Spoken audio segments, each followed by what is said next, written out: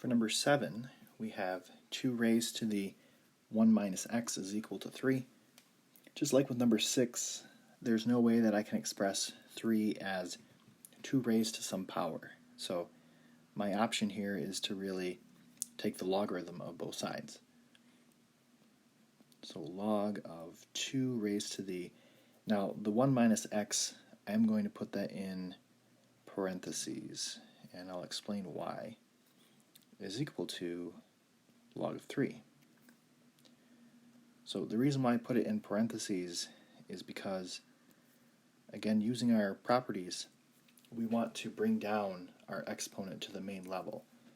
And I want to bring down the entire 1 minus x. So I have 1 minus x times log of 2 is equal to log of 3. And this is going to be distributed because this applies to both of these. So if I distribute that log of 2, then I'm going to have log of 2 minus x times log of 2 is equal to log of 3. Again, my goal is to solve for x, so I'm going to subtract the log of 2 that's over on the left from both sides. So I'm going to get negative x log of 2 is equal to log of 3 minus log of 2. And then I can divide both sides by log of 2. So negative x is equal to log of 3 minus log of 2 all over log of 2. Then I'm going to multiply both sides by negative 1. So I want to, you could divide if you wanted to. So I'm going to times both sides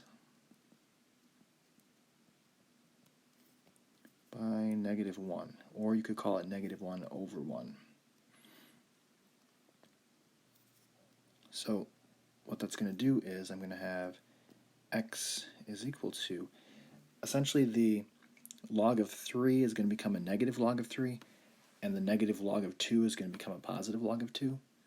So you can actually just interchange the positions there. So this will be log of 2 minus log of 3 all over log of 2. That's kind of one of the tricks of math with subtraction.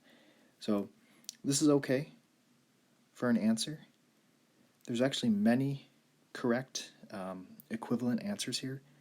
So you'll notice that this is log of 2 minus log of 3, and using your properties of logarithms, you can combine those under one logarithm, which would be log of 2/3 all over log of 2. So this would also be okay for an answer. Or if you went about it a different way, you could break it up at the start, break up the log of 2 and give it to both the log of 2 and the negative log of 3, and you could get 1 minus log of 3 over log of 2. So all these should work, and WebAssign should accept all of these. And then the decimal, so you only need one of these.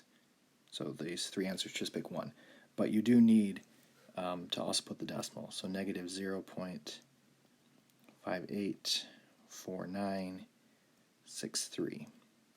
And each of these answers should give you the same decimal approximation because they're all equivalent. So that'll be your answer.